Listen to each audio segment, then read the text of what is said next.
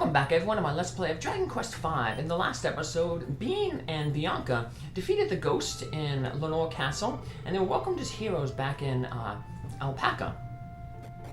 Besides being welcomed as heroes, they also received the saber cat that's following Bean around here.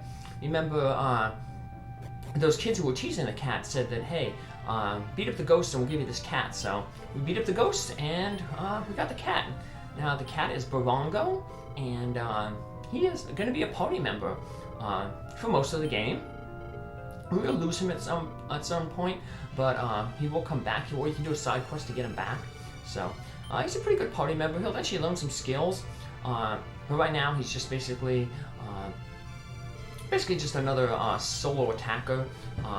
You know, take some heat off of Bean.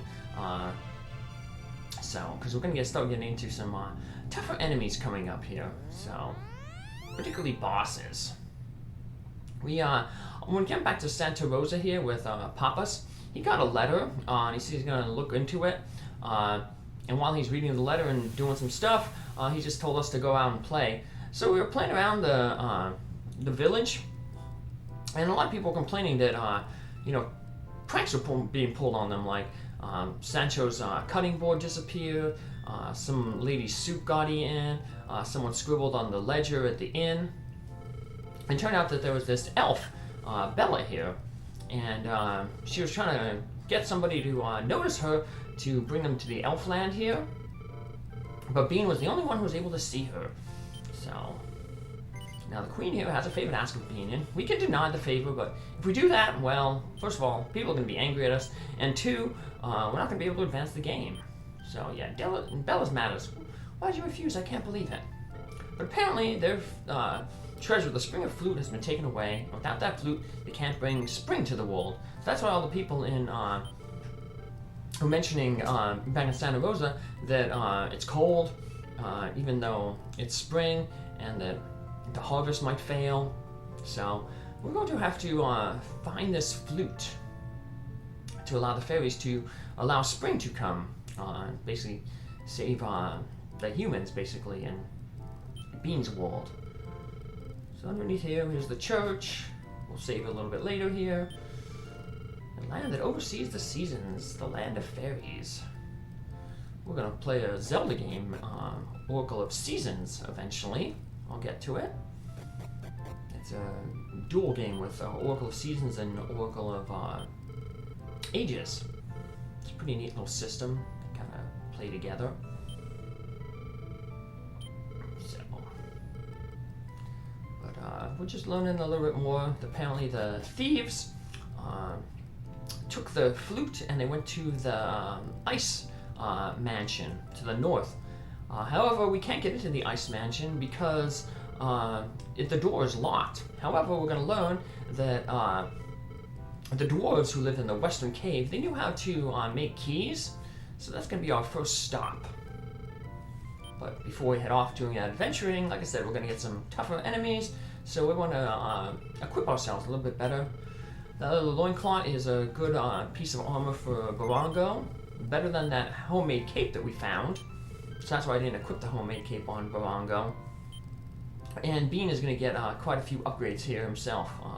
Scale armor, the bronze shield, and the fur hood will all be given to him to increase his defensive power. You'll also notice Bella is walking around with us. Bella is almost just like Bianca, with the exception of not having the blaze spell, and she trades it for the heal spell. She has the same spells, the surround, decrease, and fireball spell.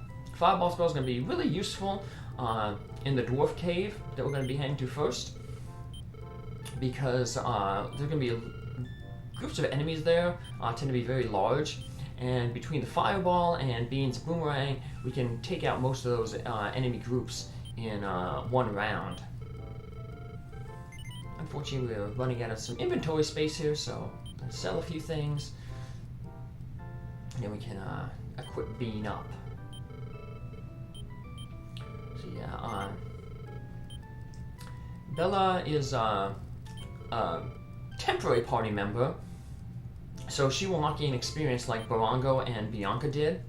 Yeah, we only have her for this one little section here, for the Dwarf Cave and then the Ice Manor. So she'll never gain any stronger than she is right now, but she's pretty decent. Right now she's currently a little stronger than Borongo, but Borongo's going to gain some levels pretty quickly because he's only level 1. And eventually, he'll outclass her in terms of stats. But for now, we're not really worried about her being for her stats. We mainly want her basically for that fireball spell to help clear out large groups of enemies.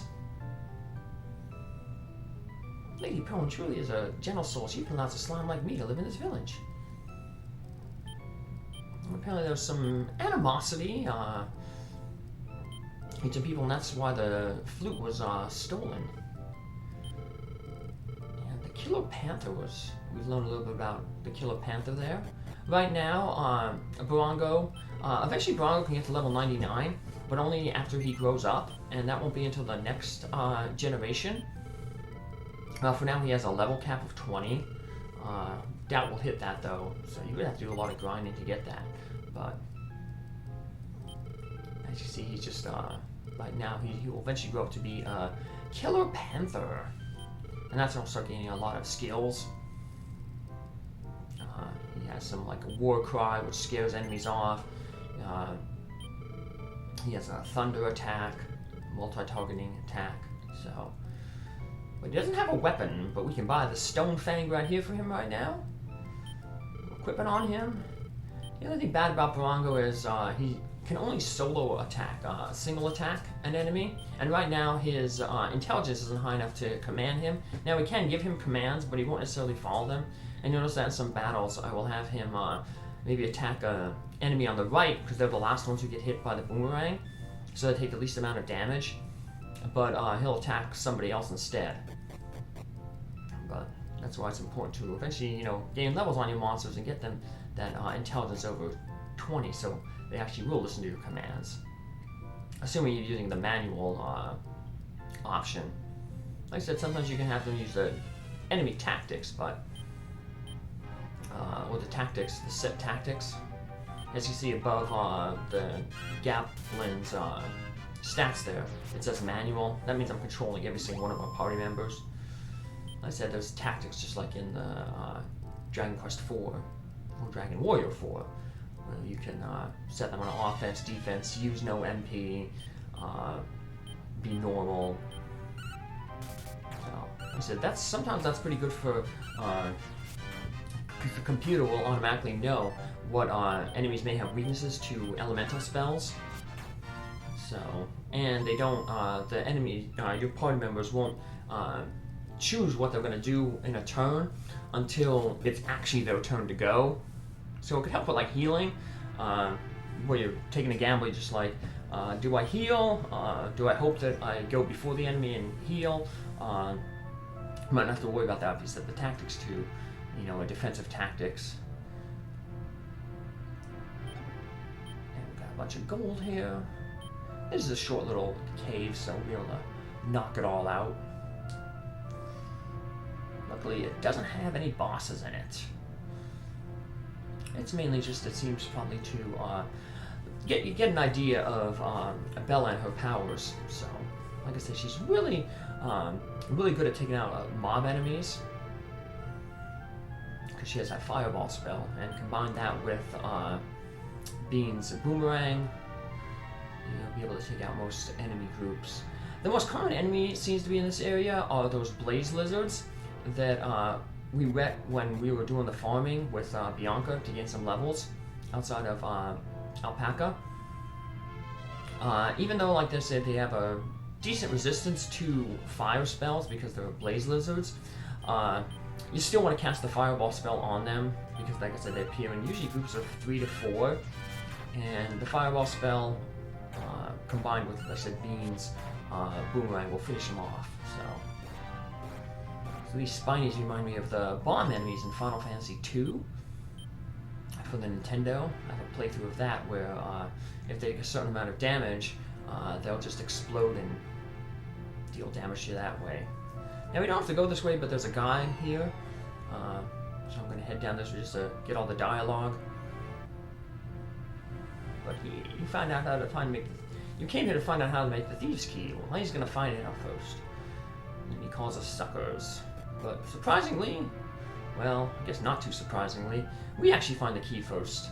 But I guess the most surprising thing is, even though we find the key first, or how to make the key, that guy's dialogue doesn't change. You know, you think he'd be able to like rub it in his face like, ah, we got it, or you know, he'd say like, wow, I can't believe you got it before me, but nope, he just continues to gloat around and stay stuck in that little area. I wonder how he got into the land of the fairies. So obviously he's a grown-up, and we're kind of learn later on that we noticed in Santa Rosa that no one else could see the bell of the fairy. We're gonna kind of learn that it's kind of like kids are the only ones who are able to end up seeing fairies. So I wonder how he got into the land of the fairies. It's a mystery we'll never know. But we'll learn more about the land of the fairies there. Like I said, we're only here for a short time now, but we will make a return back to this area later on in the game. Not necessarily this area, but we will return back to the fairyland to talk with them.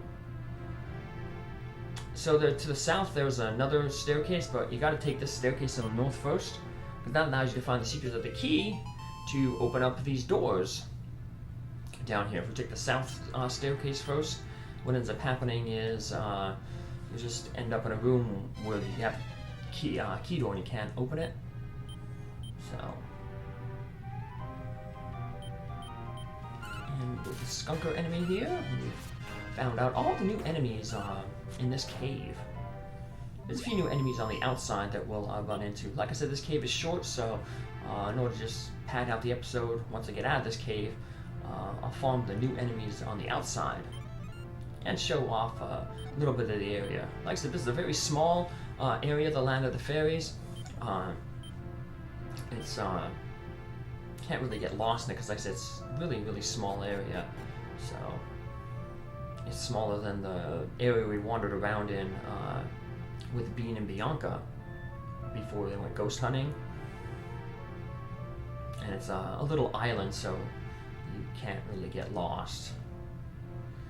Of course, the only three places of interest are the fairy village, this cave to the immediate west of the fairy village, and then to the north west of the fairy village is the ice palace, which on the screen looks like a big cave. Now I just used an interesting thing there. In the menu there's an option called refill. If you use that, your characters will automatically use healing items or their spells, mainly their spells first, to restore all your characters' hit points to full. So just it saves menuing time rather than selecting each character individually and choosing to heal them. So this slime lets us know, we talked to them earlier, but he lets us know that Zale apparently stole the flute. And this guy wants us to bring Zale back to the light side. I guess there was a misunderstanding. Zale, we find out, is a dwarf, just like that guy we talked with there. And the dwarf chose to live in this cave by himself, but apparently Zale was under the impression that because he was a dwarf, he was banished from the fairy village. And so Zale was like, well, I'm going to get revenge on my kin there, and I'm going to steal the fairy flute, the spring flute. That's what's causing the cold in the human land. But we'll learn that Zale, we will have to fight him. He's not the main antagonist in this little adventure here. He's actually being manipulated by somebody else. A pretty tough boss, which is why we wanted to get all that new armor and stuff. Yeah, I'm just going to wander around here, try to find, we have two new enemies we want to run into. We'll be able to basically see this small little island that the fairyland is in. And over here to the west, we're almost going to run into the ice palace, which you see is just like a cave. Here we got magicians. Magicians are funny because they can join your party later on when you start recruiting monsters. And they specialize in fire magic. But right here when they're enemies, they actually use like ice magic. So it's weird. But there is the Ice Palace. We'll be going there in our next episode. For now, like I said, we're just wandering around. We got one more enemy to run into here, and that'll clear out all the new enemies, at least in this area. There's some new enemies inside the Ice Palace. This is the last of the enemies on the outside, the Cactus Ball. I believe in the remake there are obtainable monsters to tame. And the new the remake for the Game Boy DS, they have a lot more monsters that you can thing. And here there's only, including Borongo, there's 41.